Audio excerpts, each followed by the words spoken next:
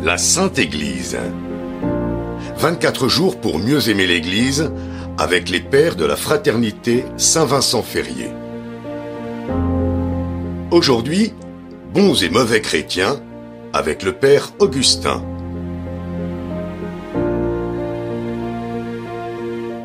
Chers amis, aujourd'hui, je vais vous parler de cette distinction, de cette division qu'il y a dans l'Église.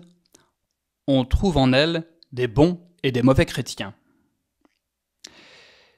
Cette affirmation brutale froisse le sentiment irénique qui voudrait que l'Église soit déjà la compagnie des saints. Ce sentiment faux se brise sur la réalité et sur la manière de parler du Seigneur. Comme dit saint Jean, il sait, lui, ce qu'il y a dans l'homme. Plutôt que de nous complaire dans nos propres idées, il vaut mieux réformer nos idées en les conformant à la parole de Dieu. Le Seigneur Jésus évoque cette réalité dans plusieurs paraboles qui seront ensuite sans cesse reprises et méditées par les pères de l'Église et les saints docteurs pour éclairer un peu ce mystère redoutable.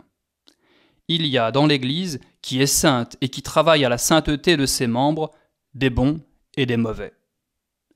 L'Église, dans sa doctrine, va encore plus loin en affirmant qu'il est hérétique de dire que les chrétiens pécheurs ne font pas partie de l'Église d'ici-bas.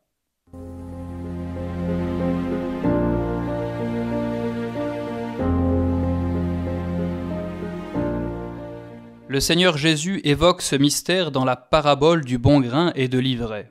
Je cite : « Il en va du royaume des cieux comme d'un homme qui a semé du bon grain dans son champ. Or, pendant que les gens dormaient, son ennemi est venu. Il a semé à son tour de l'ivraie au beau milieu du blé, et il s'en est allé. » Vous vous souvenez, les serviteurs veulent arracher l'ivraie pour ne garder que le bon grain. Le maître du domaine les en empêche en disant : « Laissez l'un et l'autre croître ensemble jusqu'à la moisson. Et au moment de la moisson, je dirai au moissonneur : ramassez d'abord l'ivraie et liez-la en bottes que l'on fera brûler. Quant au blé, recueillez-le dans mon grenier. » La volonté du Seigneur, vous le voyez, c'est de tolérer ce mélange du bon grain et de l'ivraie, des bons et des mauvais, dans son royaume, c'est-à-dire dans son Église, jusqu'à la moisson, jusqu'au jugement dernier. Alors il y aura séparation, l'ivraie sera brûlée, le blé conservé dans les greniers du Seigneur. Ce tri final, Jésus l'évoque dans une autre parabole.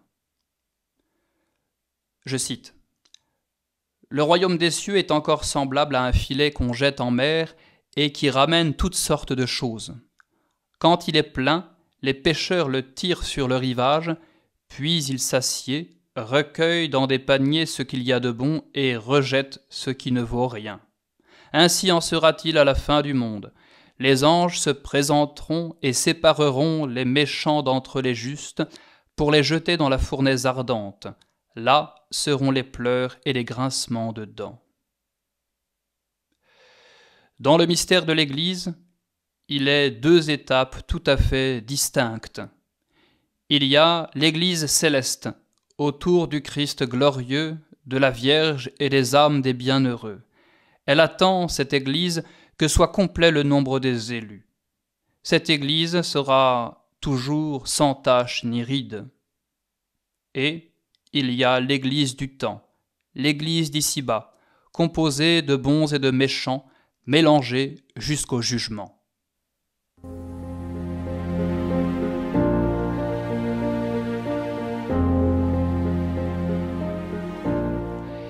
Il y a ce mélange dans l'épouse du Christ, parce que l'Église, c'est un hôpital où le bon Samaritain apporte son blessé.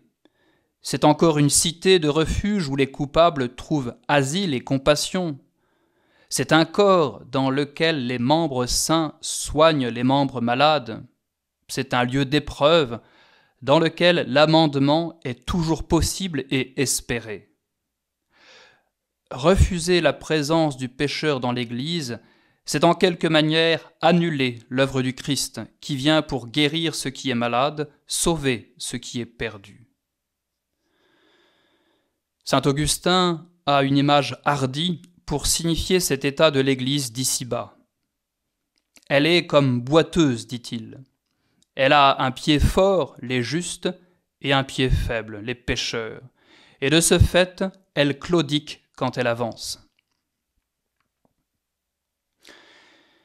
Il y a une grande sagesse dans cette disposition divine. Les justes doivent tolérer avec patience la présence des mauvais, des pécheurs, de tous ceux qui sont chrétiens des lèvres mais non du cœur, qui se présentent comme chrétiens mais qui ne vivent pas comme des chrétiens, qui viennent à l'Église mais qui ont le cœur ailleurs. Et cette patience des justes se fonde sur un motif, que l'ivraie, avant le jugement, devienne du bon grain.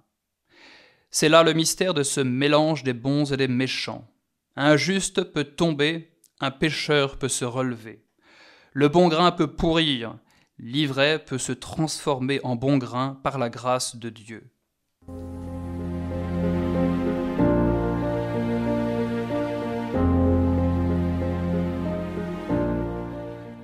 Alors, pour chacun d'entre nous, le rappel de ces paraboles sévères, celle de l'ivraie, celle du filet, est une invitation à vivre en profondeur le mystère de germination qui a lieu à l'intérieur de l'Église et à l'intérieur des membres de l'Église.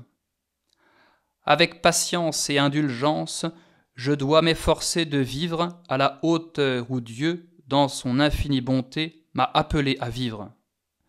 Si je vis dans sa grâce, ce n'est pas en raison de mes mérites, mais par un dessein tout à fait libre de Dieu.